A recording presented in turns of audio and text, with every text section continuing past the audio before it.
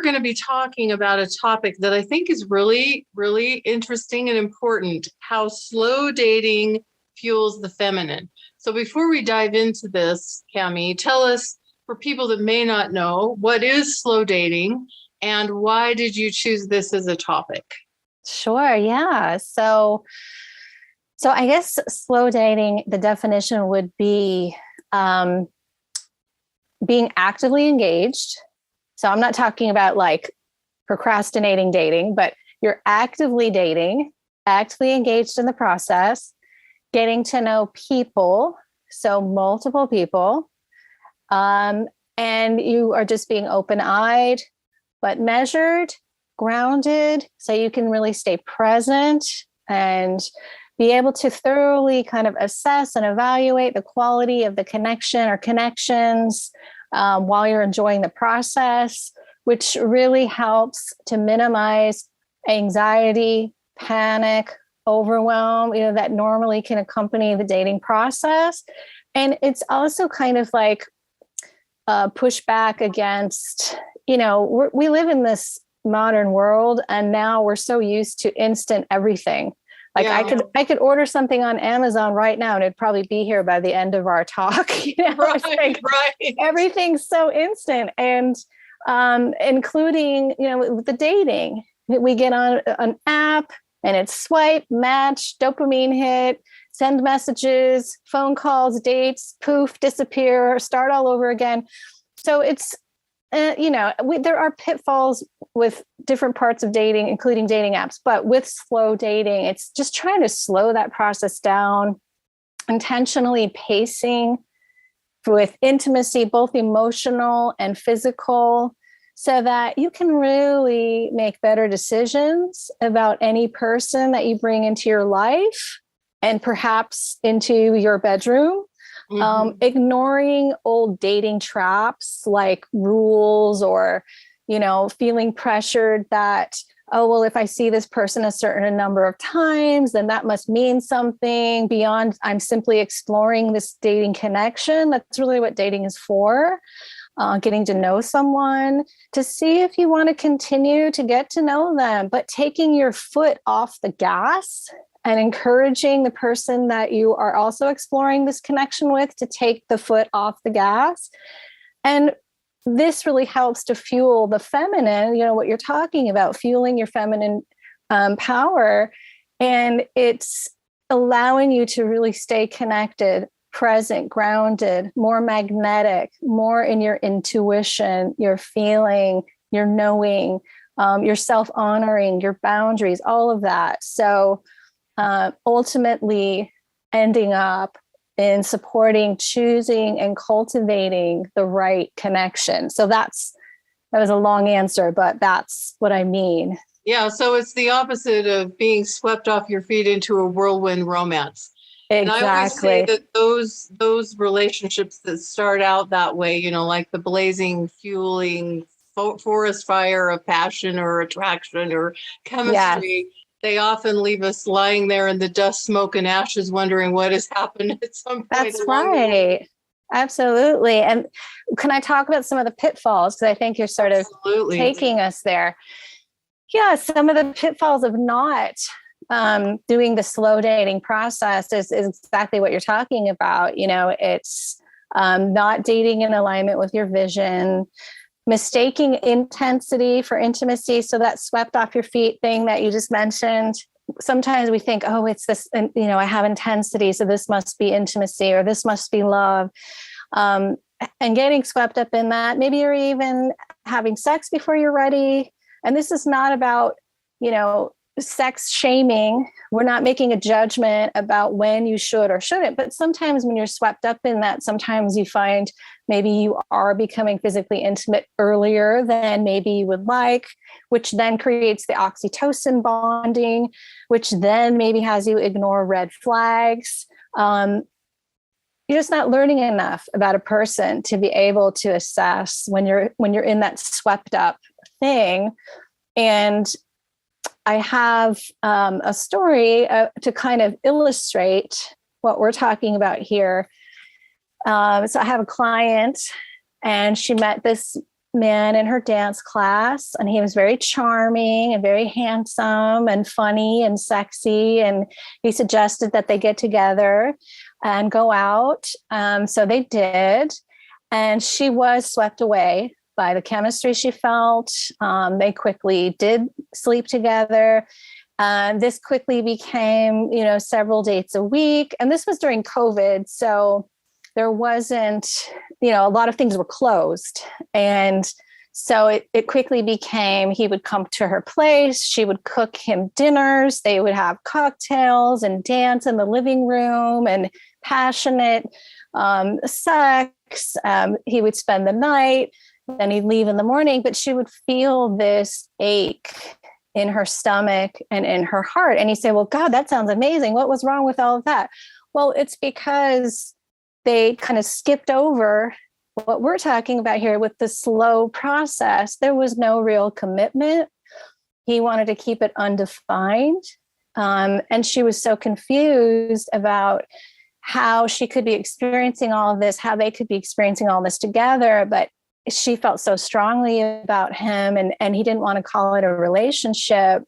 She tried to be patient, thought he would come around. And the problem is that she actually felt physically and emotionally, literally like addicted and not able to end this. And it was like her brain and body was craving this connection.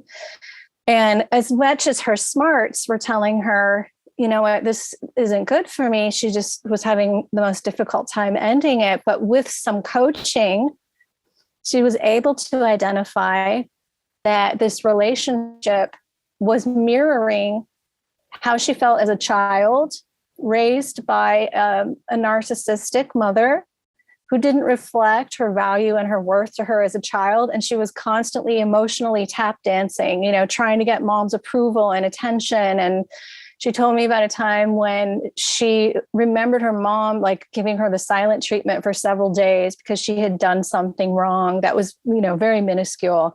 So the cooking for this man and trying to impress and dressing up and these passionate encounters was her really recreating all of that, hoping that she would get love that she couldn't get all those years ago. So, this is just one story of many that I'm sure you've heard a lot too, but, going into the swept away versus let's try slow dating. So we can talk about some tips about how to do that. But I think that story is kind of something that we want to support everyone to avoid.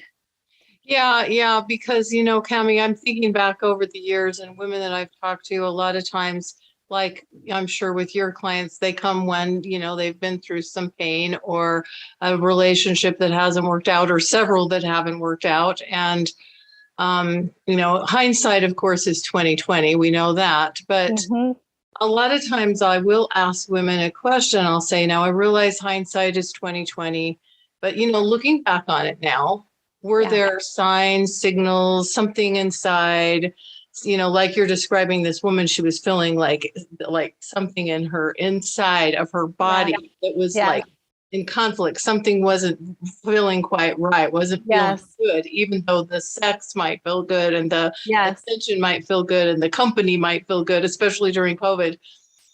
And, and in almost every case when I ask that question, almost every time they'll say yes. There were signs or signals or things along the way, but a lot of times it's because of that chemistry or because of that attraction, because of the bonding that happens during sex, the hormonal things that happen during sex. It's like blinders are on. And I think so many women have experienced this. And I can't think of one woman of all the years that I've spoken to that has said to me, I sure wish we would have had sex sooner because I think that would have made all the difference. Exactly. But I have had quite a few. And again, like we said, it's not about judgment, but I have had quite a few say, wow, that went too fast. That got me carried away and took me down a track faster than I was really ready for. And I found myself in the middle of this quote unquote relationship. And I found myself emotionally connected to someone that I didn't really know. Exactly. Yeah. Yeah, I know. It happens a lot. And And I think that, as I said before, we live in society, we don't hear that a lot. What we hear is, like we're talking about the instant, and that our movies and TV shows and songs all talk about that, that kind of intensity. We're kind of brought up feeling that that's what it should feel like, And Yeah, in fact, Cami, it's funny. Sorry, I didn't mean to interrupt you there, but I remember dating this guy for a while, and I remember him saying to me, I really, really liked him, and I thought we could really have something. And he said, but it's not like the movies. He said, I don't feel like it's like the movies where we just like come together and no. I mean, I felt like he wanted like to have, symphony music and right. And then fireworks. The clouds opening up and letting down in the sun to let it, and it was like, that was like an expectation. And this was a guy. Yes. I had a guy say something like that to me once too. What he said, I remember he said, I'm not feeling those butterflies. And I was thinking, that's not healthy. That's, what that is that's insecure attachment. That's, it's like, what we want is solid stability, consistency, not butterflies all the time. So yeah, let's see, it happens to men too. Everyone thinks it should be like that. Yeah, well, I kind of think of a relationship like a house. You got to have a foundation to build it on. That's right. And that's what slow dating allows us to do. It allows us to build more of a foundation where there's an emotional connection, where there's an opportunity to get to know someone and form a bond above and beyond chemistry or sexuality or whatever. Absolutely. I think those are really important pieces to have in place if you're really going to build a solid relationship. That's I digressed on what you were about to talk about, but no, it's perfect. And we're sort of talking about so I'm just going to talk about some different points and tips about slow dating. But the first one, it also goes along with, this idea with chemistry and all of that. When that first tip is date against type. And, dating against type is difficult because most people will say what we're talking about, that, well, I really need to feel that attraction, or I really need to feel that chemistry. And that sexual chemistry, that's a complicated and kind of hardwired phenomenon, and sometimes we feel it right away, or sometimes we don't. But it's not necessarily, because someone is your type, and it's almost like it's a primal thing, sometimes, like I always joke and I say, yeah, if someone looks like they came off the set of Vikings or Game of Thrones, I'm all about it. It's like that primal thing, and but that doesn't really necessarily equal this is the best life partner for you. It's just whatever that primal thing is. And so, when people a lot of times will tell me that they had a date with someone and then they don't want to see the person again, I say, well, why? Well, because I just didn't feel that chemistry. So dating against type is going to feel maybe a little different because you're more looking for the qualities versus just that feeling of that attraction. So, is the person kind? Is the person available? Is the person have generosity of spirit? And the idea of catching feelings versus love at first sight. And what I mean by catching feelings is, so you might go out with someone and you might notice, okay, yeah, the person is kind, they're available. We had a good conversation. We had some common interests. I didn't necessarily feel all this chemistry, but there's enough there that I'm interested in getting to know the person and going on another date. And so let's say you have a number of dates, and then all of a sudden, even though you didn't have that initial chemistry, you start to feel, oh, I think I'm noticing I am feeling attracted to this person. It's like the more you're getting to know who the person is, it's starting to feel really good to be around this person. And like you're talking about the foundation, that could be the beginnings of a foundation. And not cutting it off right away. Now, what I'm not saying is force yourself or talk yourself into going out with someone that you're just not attracted to whatsoever. I'm not saying that either. Mm-hmm. But it's kind of this thing, like, which is also primal. Could I ever see myself possibly kissing this person? If the answer is like, no, absolutely not, then okay, maybe that's a move on. But if your answer is, well, maybe that's a possibility, or I think so, then stay open. Like, there's enough attraction there to keep exploring. And the other thing about this dating against type is the story that I told earlier about the client. Sometimes we're unconsciously choosing people that are reminiscent of our old patterns or our old family of origin patterns. So another reason to date against type is that you can maybe bypass some of those old patterns. And then it opens up the field of possibility, expanding the number of options. And I have some interesting data on that, which is men swipe right on a profile on a dating site of a woman 70% of the time, while women swipe right on men's profiles. And when you swipe right, that means you're saying, yes, I'm interested. Right. Women swipe right on men's profiles 4% of the time. So that means if you're a woman and you see 100 profiles, you're only opening to possibly 4 men out of 100. And again, we're not saying, oh, okay, well, I'm just going to say yes to everybody. But if the main reason that you're not swiping right is because of what you're seeing and that initial, oh, I'm not attracted, it's like not my type, you might be missing out on someone who could potentially be a good partner for you. So maybe say yes. Like I said, if there's a little hint of like, is it possible that there could be something here? Maybe it's not my normal cup of tea, but let me see, I'm open. Does that make sense, Michelle?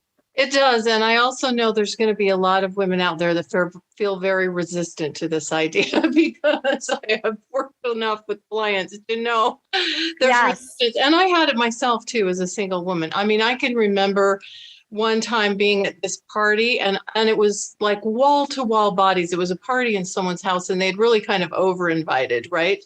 Okay. So you could barely move in this house. But it was mainly single people. And you could tell that people were like checking people out and kind of making snap judgments. No, not for me, not interested in talking to her or him. Yes. Like that. And I was doing it too. So, I'm right there with them. And there was this guy that I saw across the room and I thought, like exactly what we're saying. I'm not my type. I'm not interested in talking to him. Well, somehow at this party, we kind of got stuck in a corner together. Because, just as the flow of bodies moved, we kind of got stuck. So we're like this close to each other, nose to nose in this party. Not in a creepy way. It wasn't his fault. It was just the way the flow of the traffic of people was moving in this house. And so then I was like almost like forced to talk to him because we couldn't really move for the moment. Wow. That's how crowded this party was. It was definitely pre-COVID. Yeah, it was definitely pre-COVID. This is 17, 18 years ago when I was single. And I've been married for 15 years, so it's been a while. But there we were. And all of a sudden I'm talking to this guy and you know what? He's funny. He's nice. He's really interesting to talk to. And I ended up going out with this guy a few times and really had a great time. He wasn't who I ended up with, but I was like shocked. Yes. Because my initial impression, I had dismissed him in what felt like a split second. Yes. Yeah. And that's what we do, right? And the other thing, Cami, about the swiping is I think, you've seen it. Most of the men out there have terrible pictures.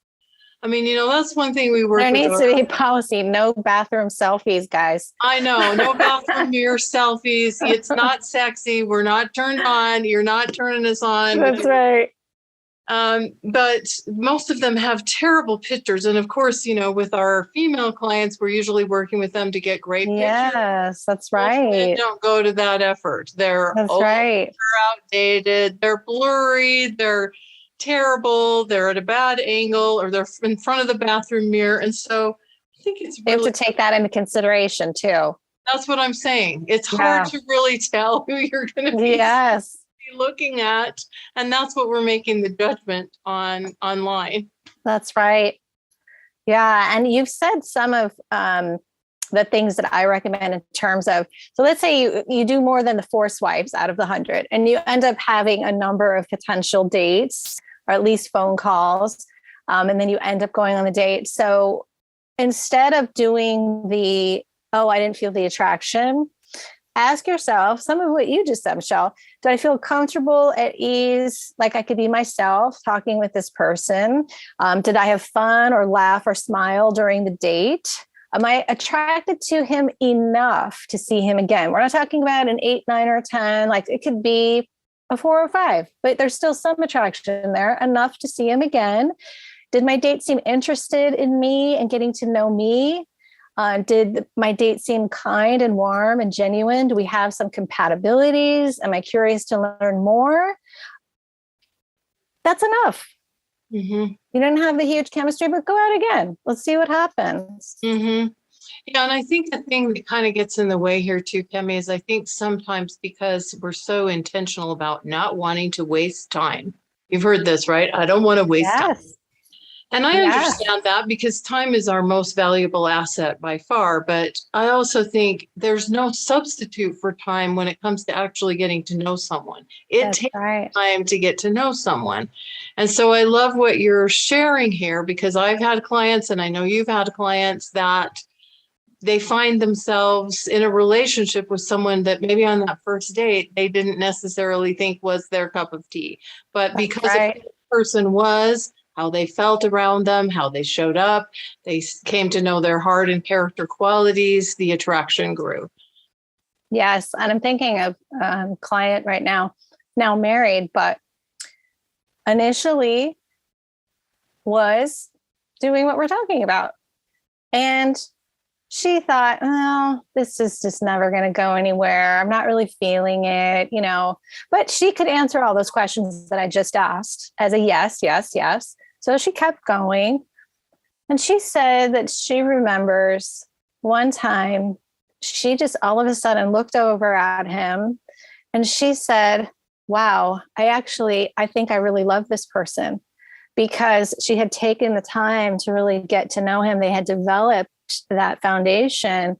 They're not married, and they've been married and they're very happy.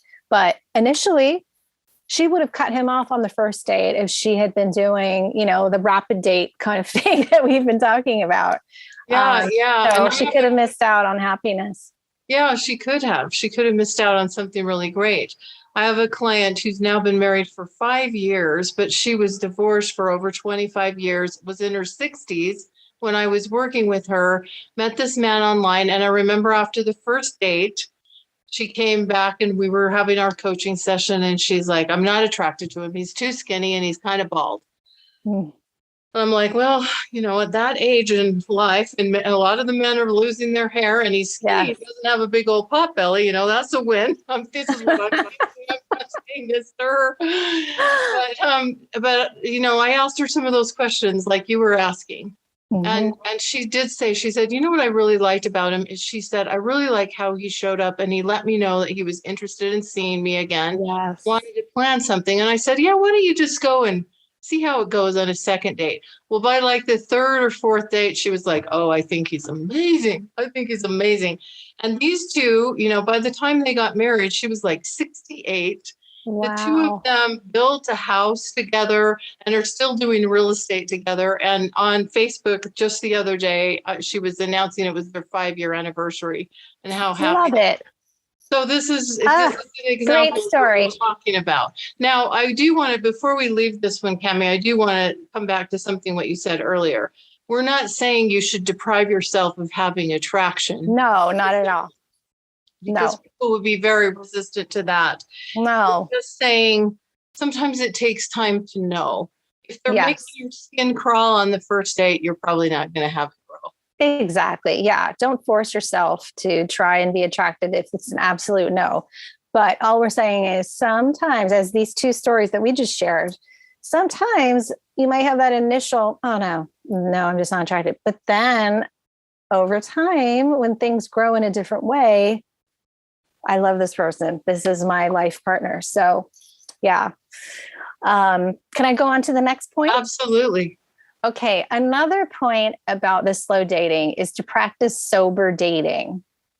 And when I talk about sober dating, I'm not talking about, oh, you need to be sober from drugs and alcohol. Now, if you are, that's fine. But what I'm talking about really here is emotional sobriety, being emotionally sober. And we talk about these fairy tales, and no one loves a good old fashioned fairy tale more than me.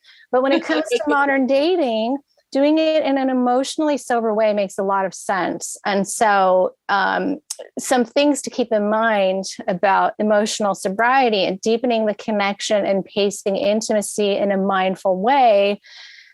First and foremost, you want to be clear about what your vision is for relationship. Commitment, monogamy, marriage, children, not marriage, living together, or do you want casual? Some people want an open relationship. I mean, everyone wants something different, but you have to be clear. What is your vision for relationship? That's really important, so that when you are dating and getting to know someone, you can find out, do we share that same vision?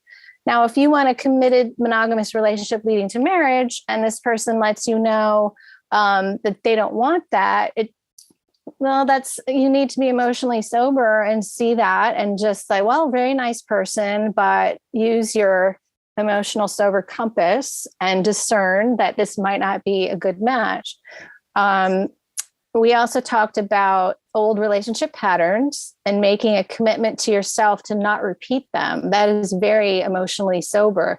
And if you're not sure what your patterns are, or you need help to process or heal them, then work with a coach or a therapist so that, you're not doing any of the old patterns. And some might be choosing emotionally unavailable people, or people with untreated addictions, or maybe you're an overgiver, or you're fixated on someone's potential versus seeing who they really are, or doing rebounding, getting right into a relationship after an old relationship, or recycling an old relationship that didn't work before, or ignoring some fatal flaws like anger issues or control issues, or the person hasn't done their own work to heal, or is not mature or unstable.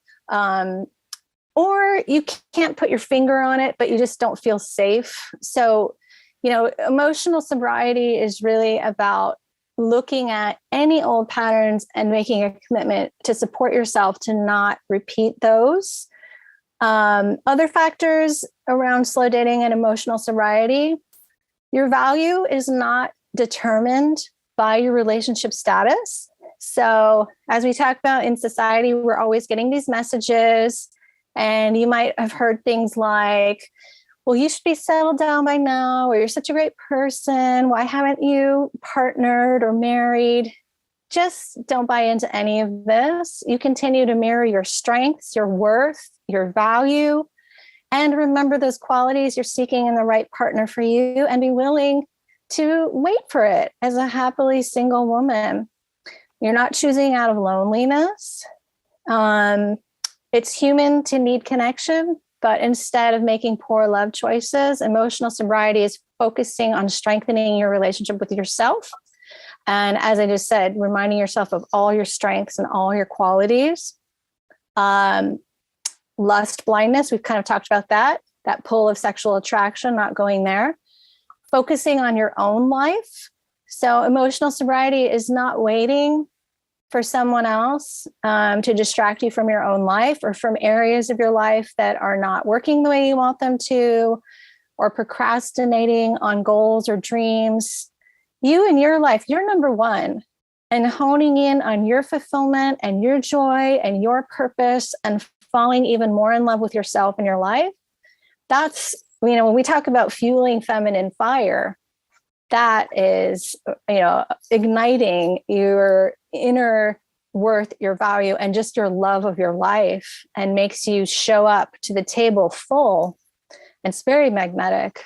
Yeah. So, those are some things to keep in mind about emotional sobriety. I think that one is huge, Cami. I think that one's huge. And I think one thing that stood out for me as you were speaking and sharing that is, I think a big part of this is being grounded in the truth. Like not Yes. not deceiving ourselves, because, along with these questions that I sometimes ask women, they'll tell me, I can see now that I was, had the blinders on, or I was only seeing what I wanted to see, or I was caught up in the fantasy of what he could be or what the relationship could be. And so a lot of times, yes, there are people out there who are deceptive and who lead people on and who are harmful in that way. But we also often participate in our own deception without That's meaning right. to. We participate. We're willing participants in our own perception. Sure. So when we're grounded in the truth, when we're really willing to see the truth, say the truth, be sober about the truth, about what really is, who we really are, what we really want, and what is really happening. Wow, it's huge, huge. Yeah, and that is also known as not living in fantasy.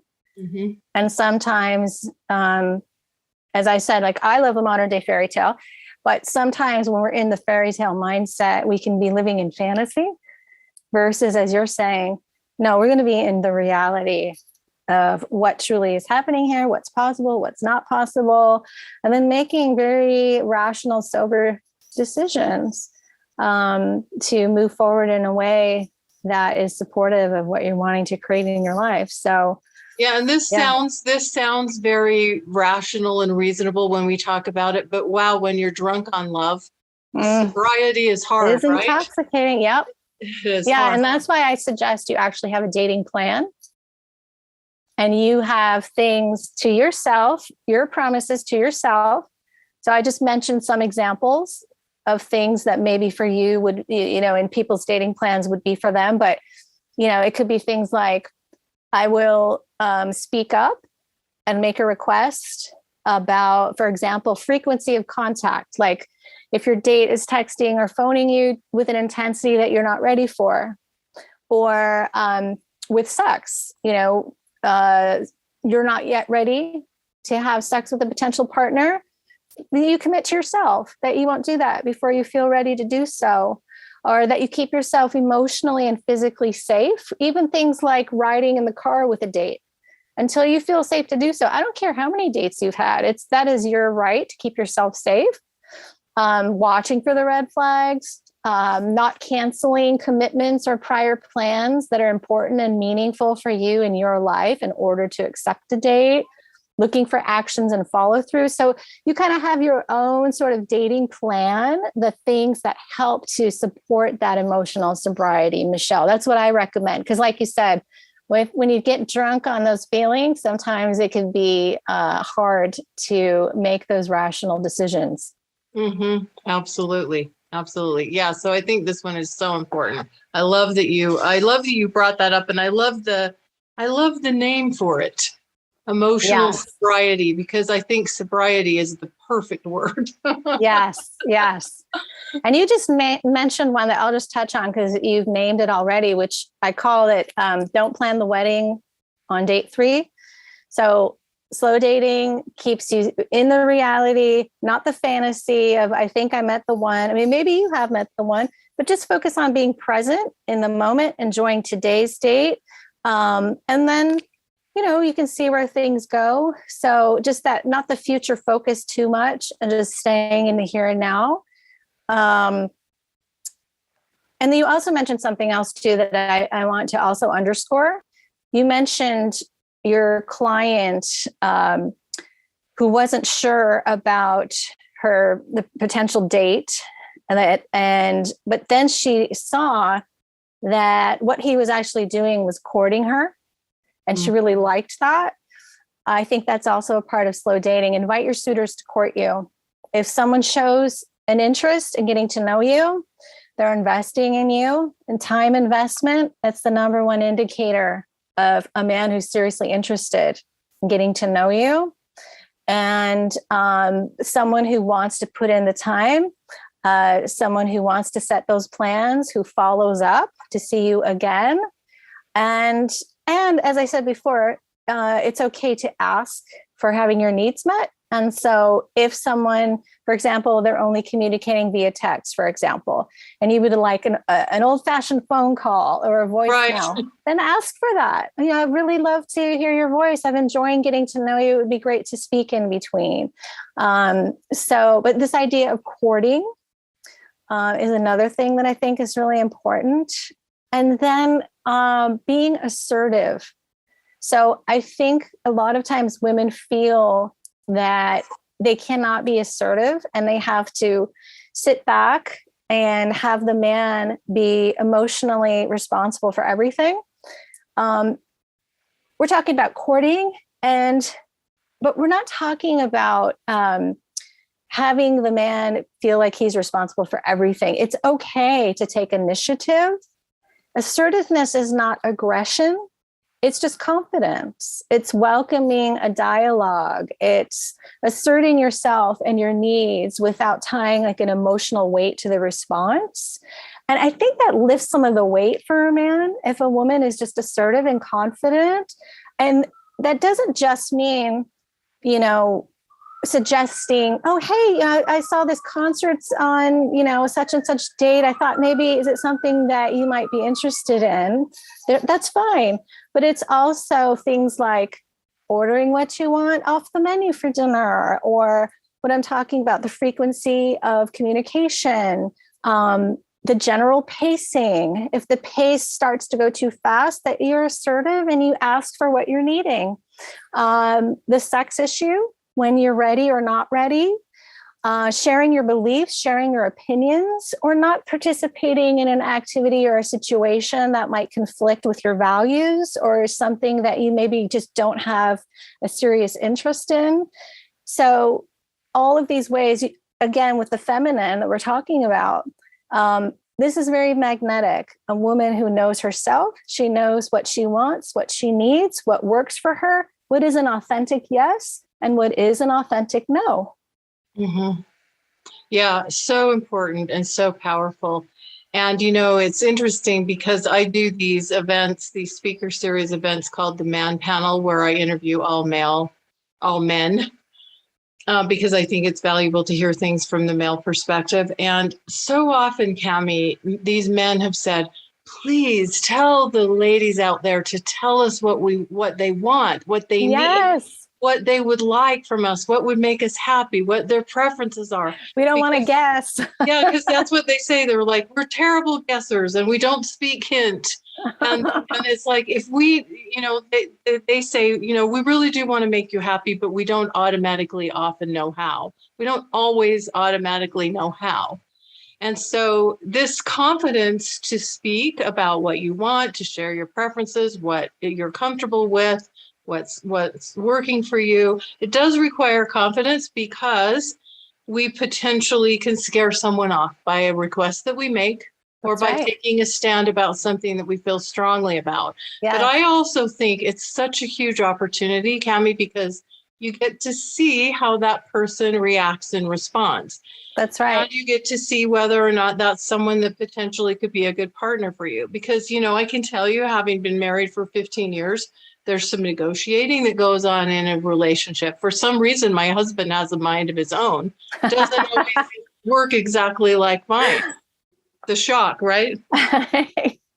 And so it's good to kind of see how you can kind of work through things if you happen to have a difference in opinion or point of view. And there's not much sexier in the long run than someone that's willing to work with you in those ways and be in the relationship and committed to, figuring things out with you and is there for you day after day. Well said. Absolutely. Mm-hmm. So we start to learn that in dating. And I think, wow, how great is that? Because then you know earlier on, and if it's not going to work, if there's, complete incompatibility, at least sooner rather than later, because it doesn't get easier usually to part ways once you get more emotionally involved or connected with someone. Yeah. And I really like this affirmative that you're sharing from the men that you've interviewed, kind of echoing what we're talking about. We want you to tell us your preferences. We want to hear your opinion, your needs, your feelings. Tell us. We are not mind readers. Yeah, So they're practically begging this. I mean, when they're telling me this, they're like, please help us out here. Please give us an idea on what's going to make you happy. We want to make you happy, but we're not mind readers. We don't automatically know. Different women are different. Different women like different things. And they're like, if we know, if a man's really interested and invested in getting to know you, he wants to know those things. That's right. Yeah. And like you said, sometimes it's a good way to determine, because when we talk about the slow dating process, you might be dating a few different people, going out on dates or coffee or dinner. And it's really good data to have if you are showing up like that. If someone is repelled by that or is somehow offended by that or whatever, then it's like, oh, okay, well, that's really good data for me to have. Maybe this is not a connection that, where I am encouraged to stand in my truth and my confidence and to have needs. So good note to self to see that. So yeah, it's like I was speaking with one of my clients just the other day, and she was talking about this man that she had gone out with, and he tried to get really physical even after the first date, and she wasn't comfortable with that. And she said, I need to go slow. I need to go slow. This is a woman whose husband has passed away. She's back out in the dating world and hadn't really dated much before her long-term marriage. So this is like a whole new experience as a mature woman. And she said, I hope you can work with that. I need to go slow. I'd like to get to know you better, but I need to go slow on the physical side. And she said, what do you think about that? And he said, I don't know. I have to think about it. And so we were talking about this, and she's saying, it's good information for me to know, because I know for me where I'm at, having lost my husband, having not dated, I need to take things really slowly, especially on the physical side. And if that's not going to work for him, then it's not going to work for us to date. So there is that risk involved when we put it out there. But I also think one thing to keep in mind is we don't have to blast people most of the time with our boundaries or standards or requests. Like, it doesn't have to come across like I'm putting up a boundary or standard here. Like, it's just simply, oh, that doesn't work for me, or I'm not ready for that, or or what I'm most comfortable with, or I'm not as comfortable with that, or what I would really like, or what would really make me happy, or what would really work for me. When we share from that place, most men, if they're interested and invested in wanting to get to know you, they're going to be information they want. Okay. Yes, absolutely. Yeah. So powerful. Yes. Yeah. So I guess I'll just wrap everything that we've been talking about with, and you're describing this so well, I feel, is, this idea of kind of, it's almost like you're in this queen energy, when you're in this place, because really at the end of the day, it's about you. You feel full of love, happiness, joy, and want to share it with another.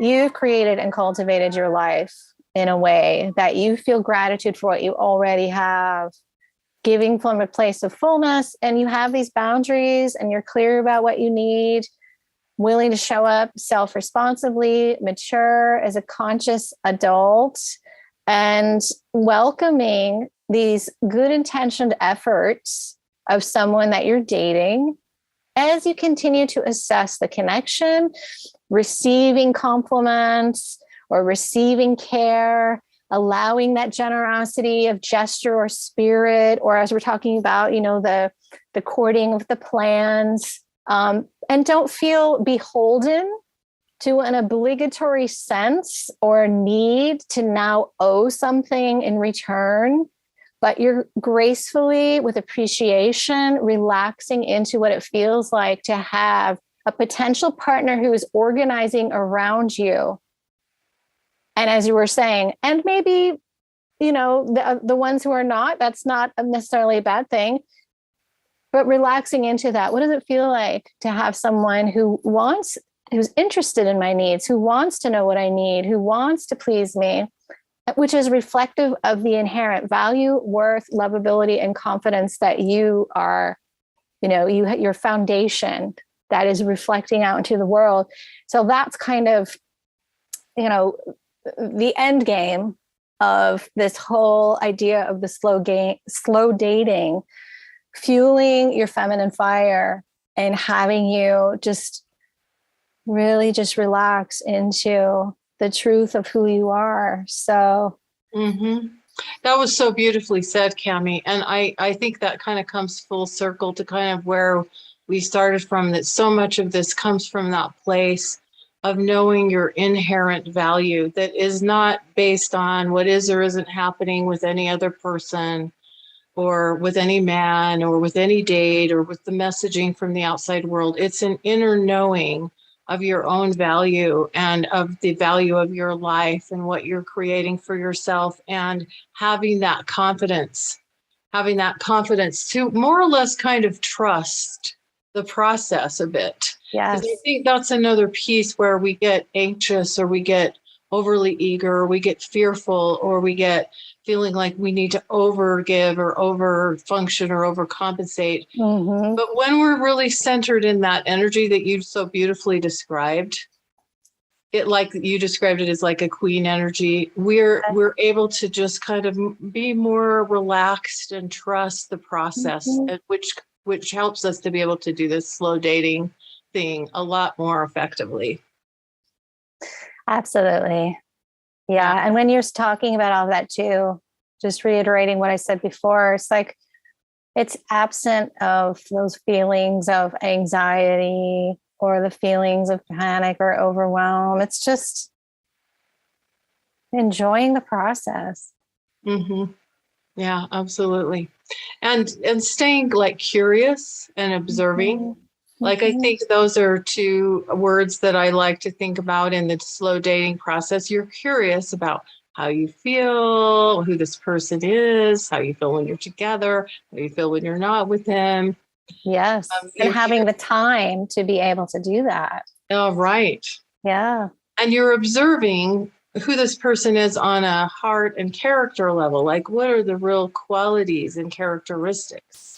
And you're being observing to see if there's consistency and patterns and behaviors with what he says and what he does and all of those kind of things. So it's just, this is just such a great topic. I'm so glad you brought this to our event. I'm so grateful. Thank you again, Michelle. It's always a pleasure to be connected with you and being a part of your events. I'm so grateful for being able to be here. Thank you. Thank you. And thanks everybody for joining us. We hope you'll join us for more. Bye-bye for now.